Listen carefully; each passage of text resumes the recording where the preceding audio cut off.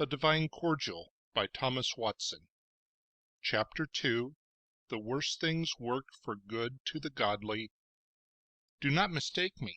I do not say that of their own nature the worst things are good, for they are a fruit of the curse. But though they are naturally evil, yet the wise overruling hand of God disposing and sanctifying them, they are morally good. As the elements, though of contrary qualities, yet God has so tempered them that they all work in a harmonious manner for the good of the universe.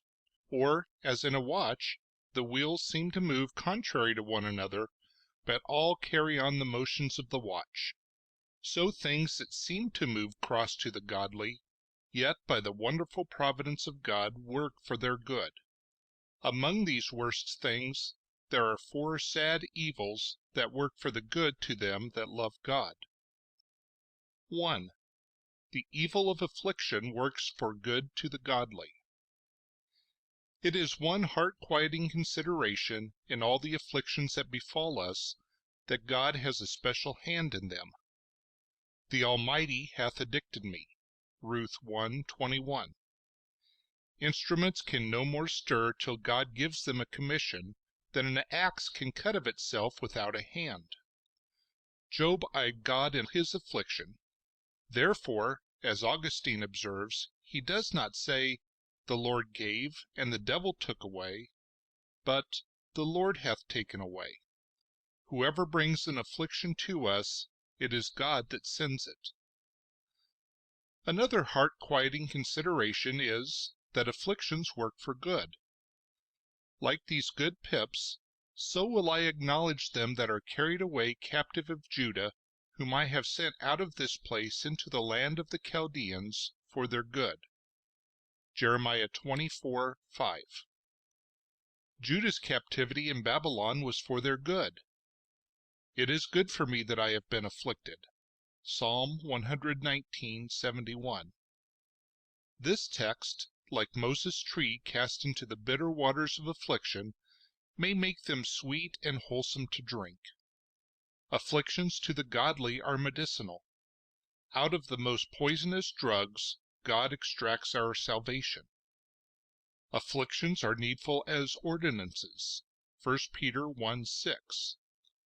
No vessel can be made of gold without fire, so it is impossible that we should be made vessels of honor unless we are melted and refined in the furnace of affliction.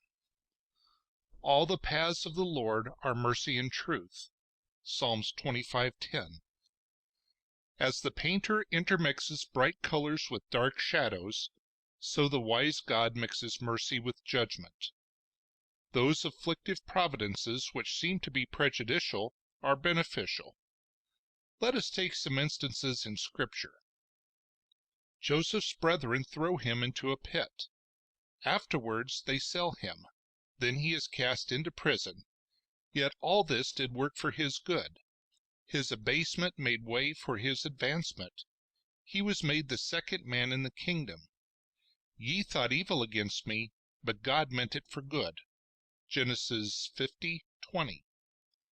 Jacob wrestled with the angel, and the hollow of Jacob's thigh was out of joint. This was sad, but God turned it to good, for there he saw God's face, and there the Lord blessed him. Jacob called the name of the place Peniel, for I have seen God face to face. Genesis 32:30. Who would not be willing to have a bone out of joint, so that he might have a sight of God? King Manasseh was bound in chains. This was sad to see, a crown of gold changed into fetters. But it wrought for his good, for when he was in affliction, he besought the Lord, and humbled himself greatly, and the Lord was entreated of him. 2 Chronicles 33:11 and 12.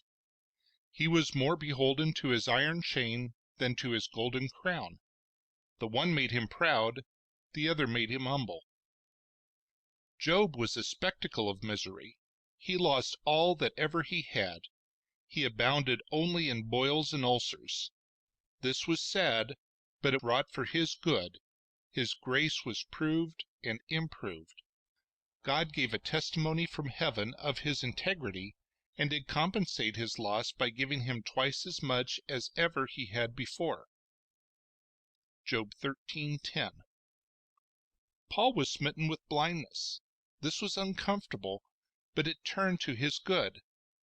God did by that blindness make way for the light of grace to shine into his soul. It was the beginning of a happy conversion. Acts 9:6. As the hard frosts in winter bring on flowers in the spring, as the night ushers in the morning star, so the evils of affliction produce much good to those that love God. But we are ready to question the truth of this and say, as Mary did to the angel, "How can this be?" Therefore, I shall show you several ways how affliction works for good. 1. As it is our preacher and tutor. Hear ye the rod. Micah 6:9.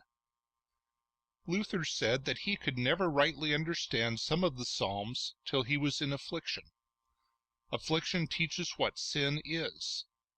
In the word preached, we hear what a dreadful thing sin is, that it is both defiling and damning, but we fear it no more than a painted lion. Therefore God lets loose affliction, and then we feel sin bitter in the fruit of it. A sickbed often teaches more than a sermon. We can best see the ugly visage of sin in the glass of affliction. Affliction teaches us to know ourselves. In prosperity, we are, for the most part, strangers to ourselves. God makes us know affliction, that we may better know ourselves. We see that corruption in our hearts in the time of affliction which we would not believe was there.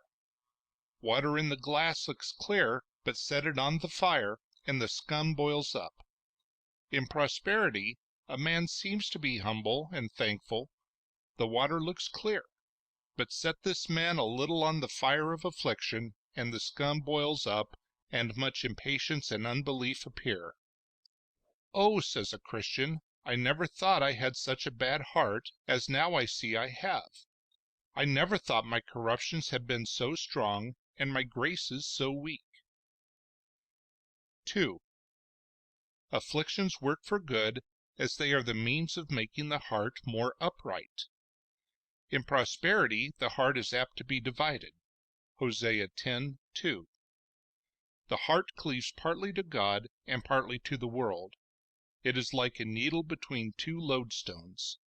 God draws, and the world draws. Now God takes away the world, that the heart may cleave more to him in sincerity. Correction is a setting the heart right and straight. As we sometimes hold a crooked rod over the fire to straighten it, so God holds us over the fire of affliction to make us more straight and upright. Oh, how good it is, when sin has bent the soul awry from God, that affliction should straighten it again. 3. Afflictions work for good, as they conform us to Christ. God's rod is a pencil to draw Christ's image more lively upon us. It is good that there should be symmetry and proportion between the head and the members. Would we be parts of Christ's mystical body, and not like him? His life, as Calvin says, was a series of sufferings, a man of sorrows, and acquainted with grief. Isaiah 53:3. He wept and bled. Was his head crowned with thorns, and do we think to be crowned with roses? It is good to be like Christ, though it be by sufferings. Jesus Christ drank a bitter cup. It made him sweat drops of blood to think of it. And though it be true he drank the poison in the cup, the wrath of God, yet there is some wormwood in the cup left which the saints must drink. Only here is the difference between Christ's sufferings and ours. His were satisfactory. Ours are only castigatory. 4. Afflictions work for good to the godly, as they are destructive to sin. Sin is the mother, affliction is the daughter. The daughter helps to destroy the mother. Sin is like the tree that breeds the worm, and affliction is like the worm that eats the tree. There is much corruption in the best heart. Affliction does by degrees work it out, as the fire works out the dross from the gold. This is all the fruit to take away his sin. Isaiah 27:9. What if we have more of the rough file if we have less rust? Afflictions carry away nothing but the dross of sin. If a physician should say to a patient, "Your body is distempered and full of bad humors, which must be cleared out or you die, but I will prescribe physic, which, though it may make you sick, yet it will carry away the dregs of your disease and save your life," would not this be good for the patient? Afflictions are the medicine which God uses to carry off our spiritual diseases. They cure the tympany of pride, the fever of lust, the dropsy of covetousness. Do they not then work for good? 5. Afflictions work for good, as they are the means of loosening our hearts from the world. When you dig away the earth from the root of a tree, it is to loosen the tree from the earth. So God digs away our earthly comforts to loosen our hearts from the earth. A thorn grows up with every flower. God would have the world hang as a loose tooth, which, being twitched away, does not much trouble us.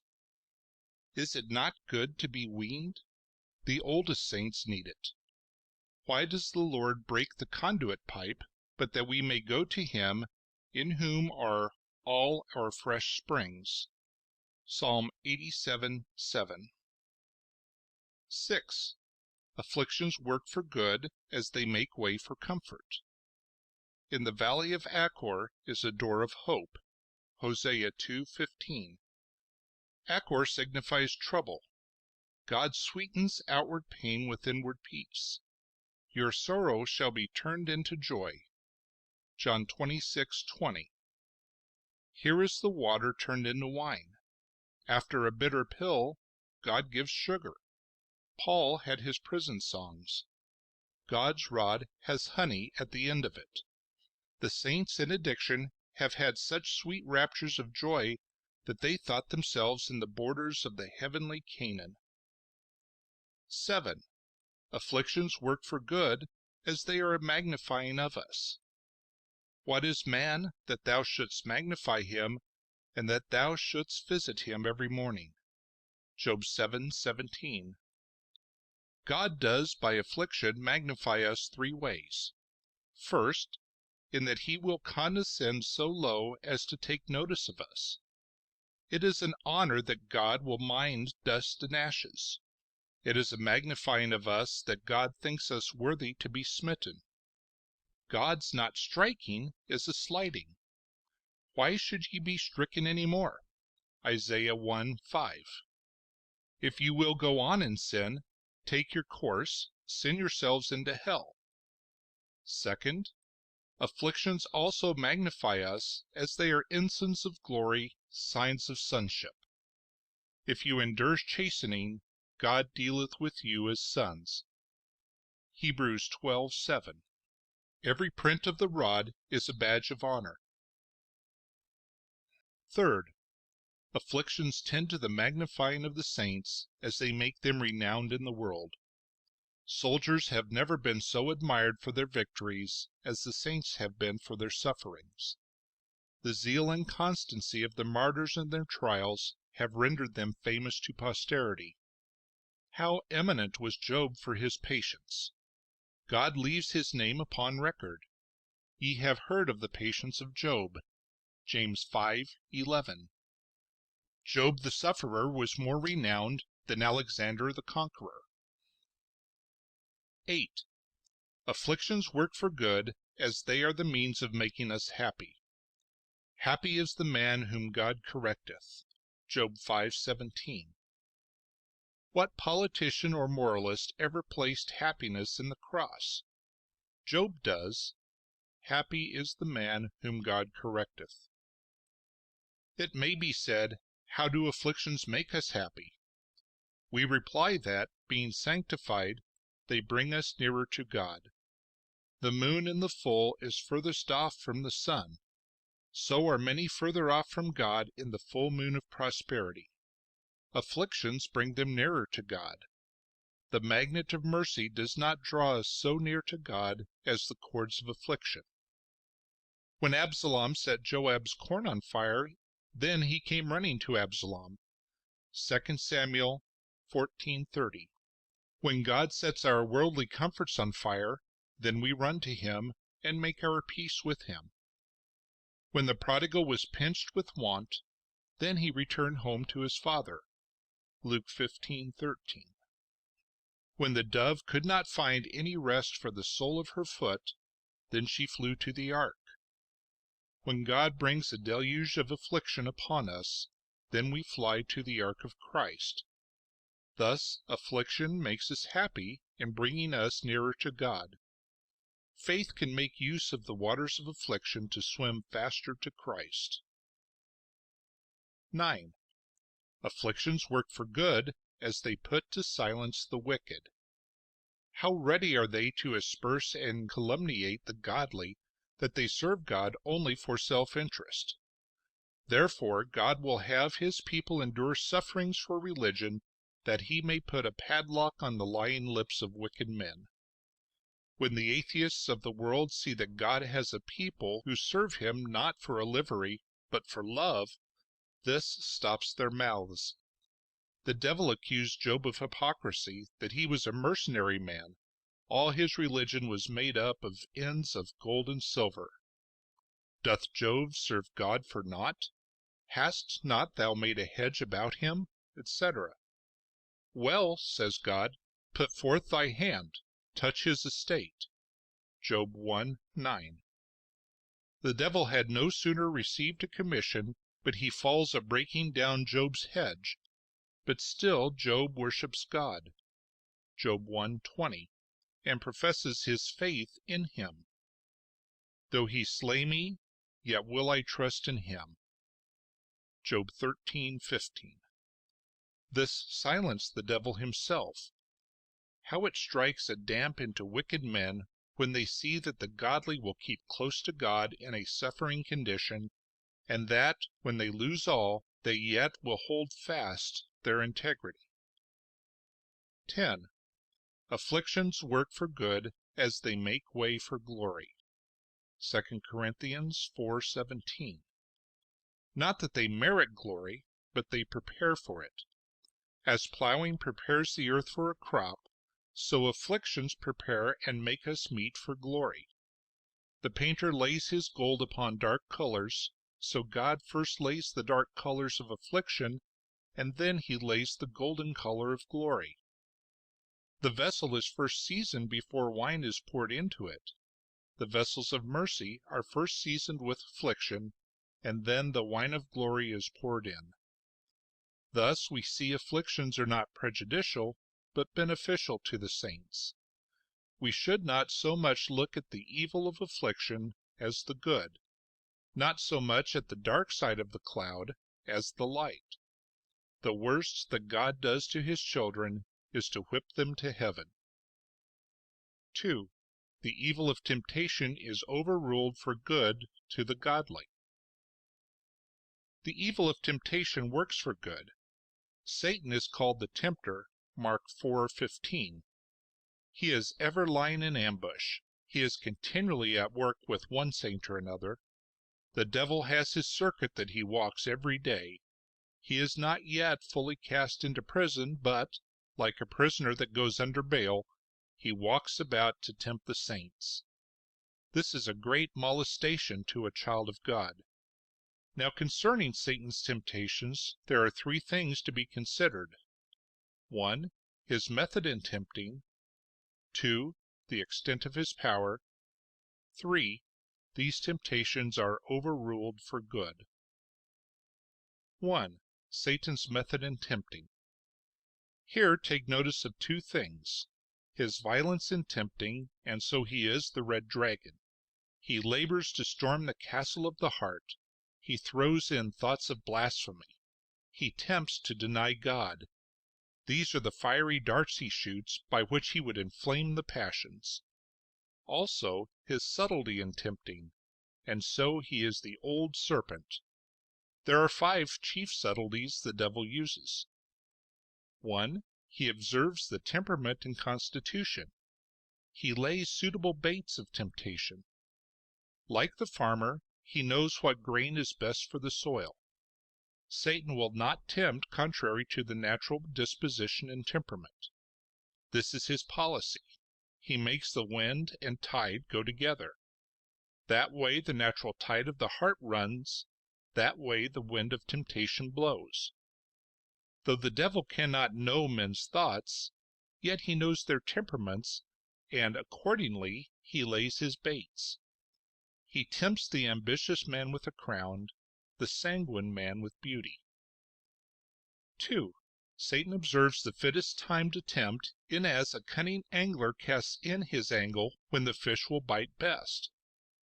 Satan's time of tempting is usually after an ordinance, and the reason is, he thinks he shall find us most secure. When we have been at solemn duties, we are apt to think all is done, and we grow remiss, and leave off that zeal and strictness as before. Just as a soldier who, after a battle, leaves off his armor, not once dreaming of an enemy. Satan watches his time, and, when we least suspect, then he throws in a temptation. 3. He makes use of near relations. The devil tempts by a proxy. Thus he handed over a temptation to Job by his wife. Dost thou still retain thy integrity? Job 2:9. A wife in the bosom may be the devil's instrument to tempt to sin. 4. Satan tempts to evil by them that are good, thus he gives poison in a golden cup. He tempted Christ by Peter. Peter dissuades him from suffering. Master, pity thyself.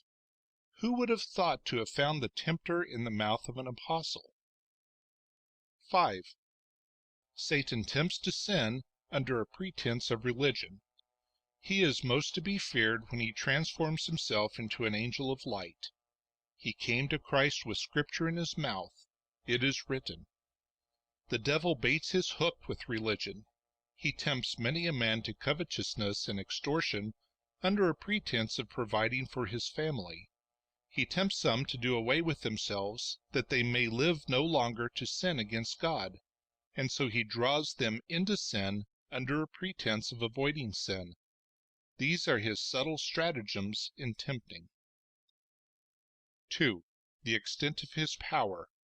How far Satan's power in tempting reaches. 1. He can propose the object, as he set a wedge of gold before Achan. 2. He can poison the fancy and instill evil thoughts into the mind.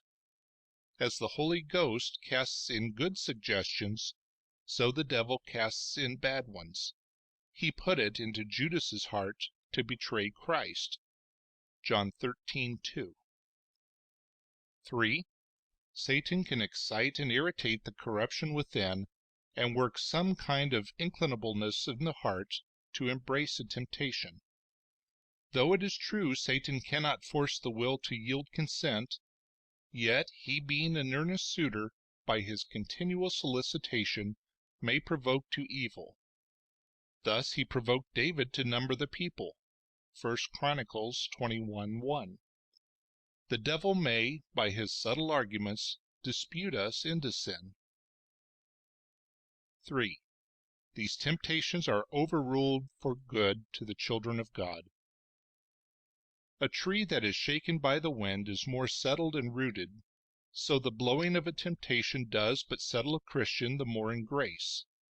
Temptations are overruled for good in 8 ways. 1. Temptation sends the soul to prayer. The more furiously Satan tempts, the more fervently the saint prays. The deer being shot with the dart runs faster to the water. When Satan shoots his fiery darts at the soul, it then runs faster to the throne of grace.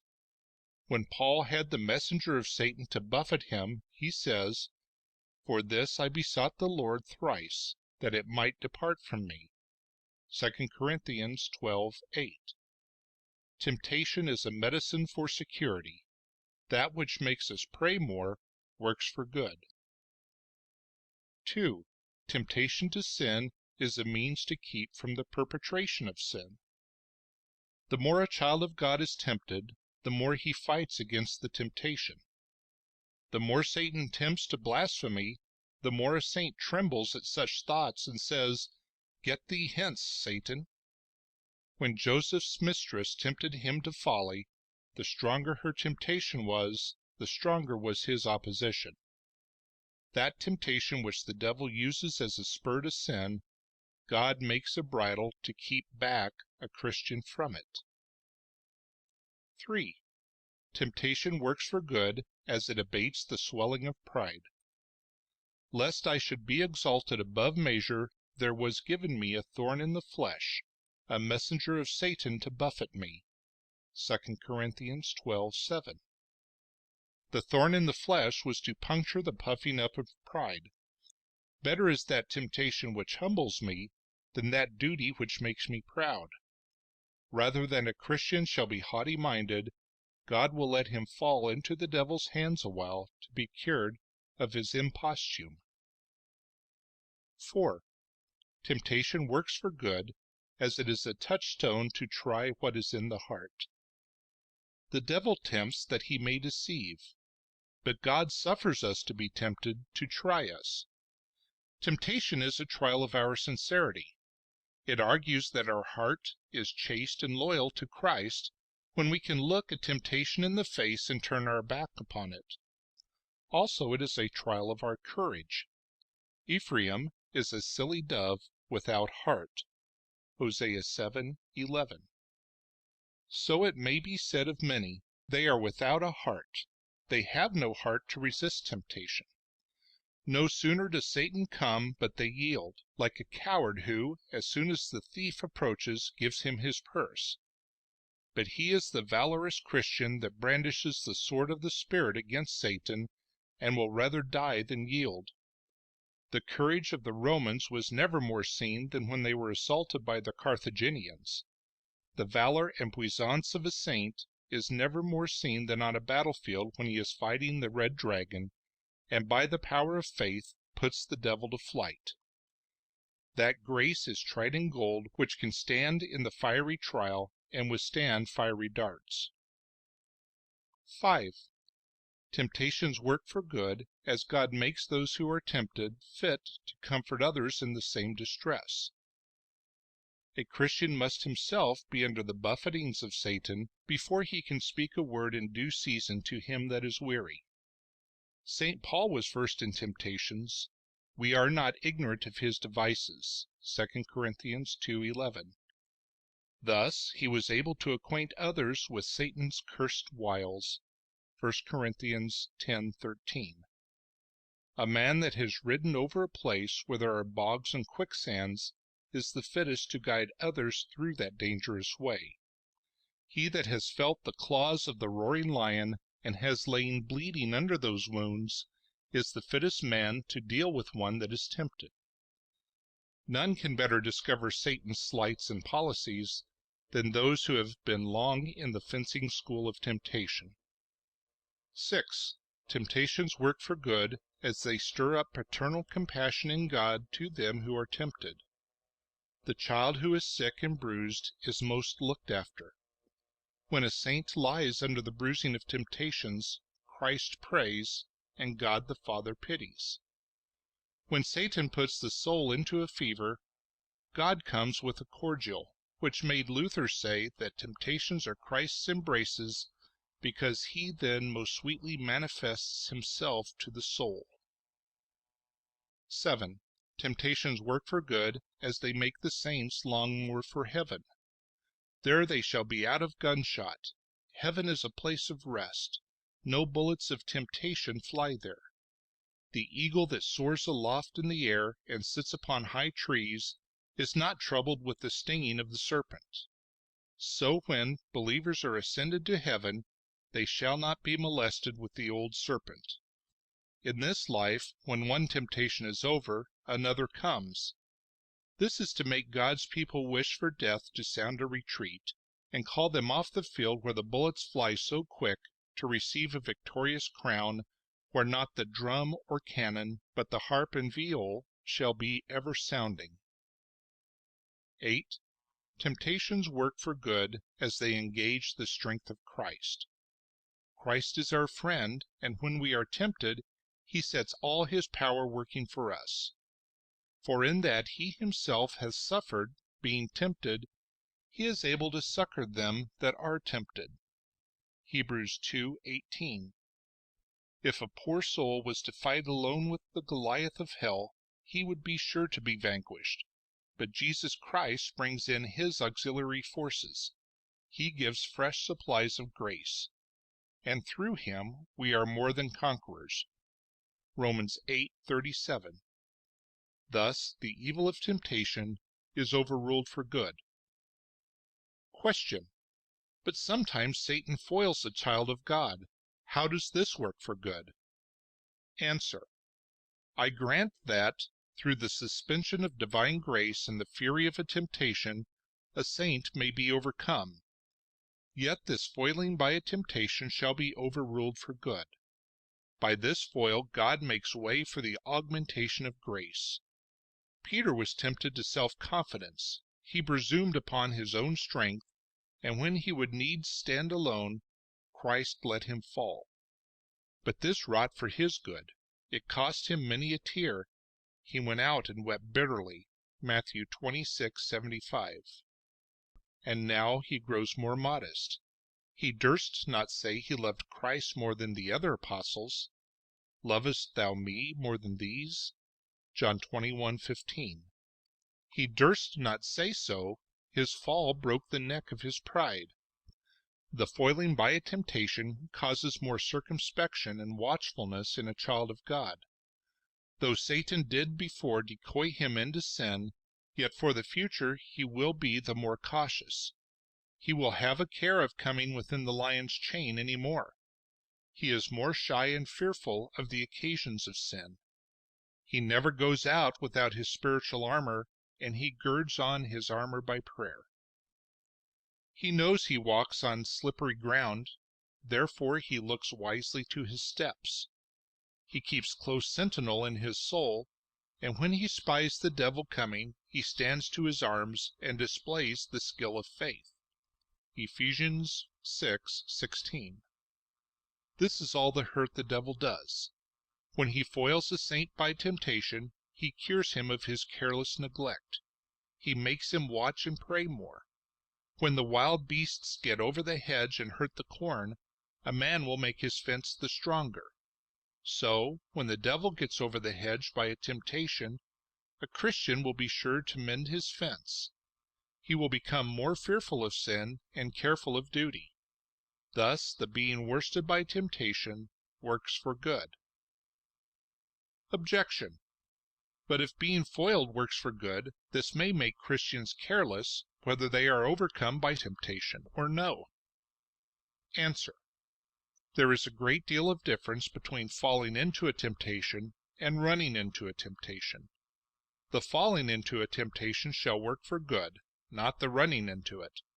He that falls into a river is capable of help and pity, but he that desperately turns into it is guilty of his own death. It is madness running into a lion's den. He that runs himself into a temptation is like Saul, who fell upon his own sword. From all that has been said, see how God disappoints the old serpent, making his temptations turn to the good of his people. Surely if the devil knew how much benefit accrues to the saints by temptation, he would forbear to tempt. Luther once said, there are three things make a Christian: prayer, meditation, and temptation. St. Paul in his voyage to Rome met with a contrary wind. Acts 27:4. So the wind of temptation is a contrary wind to that of the Spirit, but God makes use of this cross wind to blow the saints to heaven. End of chapter 2. Recording by Jeff Chestnut.